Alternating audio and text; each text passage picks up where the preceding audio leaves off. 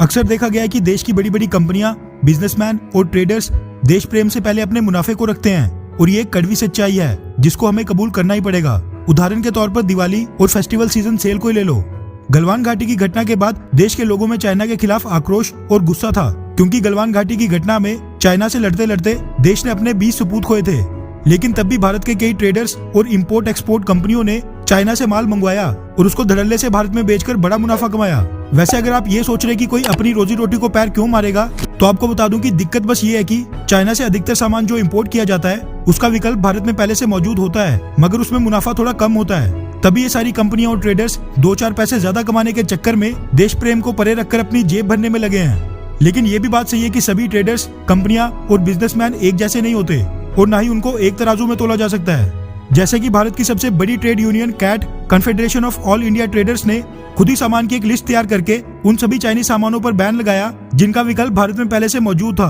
और वहीं भारत में रतन टाटा जैसे इंडस्ट्रियलिस्ट और बिजनेसमैन भी हैं जो प्राकृतिक आपदा हो या फिर मंदी या फिर बेरोजगारी क्यों ना हो या फिर भारतीय सेना की मदद के लिए आगे आना हो, कई अलग अलग तरीकों से देश को संकट की घड़ी से बाहर निकालने के लिए अपना पूरा योगदान देते आए हैं। आज जब भारत के सामने चाइना की फैलाई कोरोना जैसी महामारी का संकट आ खड़ा हुआ है, तब भी आदरणीय रतन टाटा जी और उनकी टाटा कंपनी देश की सेवा में कार्यरत है। जैसा कि हम सबको पता है कि 16 जनवरी के बाद से भारत में भी वैक्सीनेशन प्रोग्राम शुरू हो गया है, जिसमें भारतीय सरकार ने देश की 80% आबादी को कवर करने की योजना बनाई है। मगर ये सब जितना आसान लग रहा है उतना आसान बिल्कुल नहीं है, क्योंकि अमेरिका, ब्रिटेन और फ्रांस जैसे बड़े बड़े डेवलप्ड देशों को भी वैक्सीनेशन प्रोग्राम में कई दिक्कतों का सामना करना पड़ रहा है। वहीं भारत भी एक बड़ा देश है और यहाँ की आबादी 135 करोड़ से भी ज्यादा है।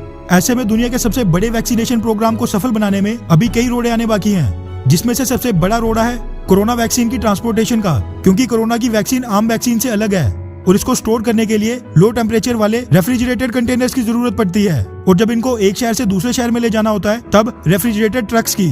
और यही चीज भारतीय सरकार के लिए सबसे बड़ी चुनौती साबित हो रही थी, क्योंकि शहरों में तो वैक्सीनेशन प्रोग्राम आराम से चल सकता है, लेकिन दूर दूर गाँवों तक वैक्सीन पहुँचाना अपने आप में एक बड़ी चुनौती है।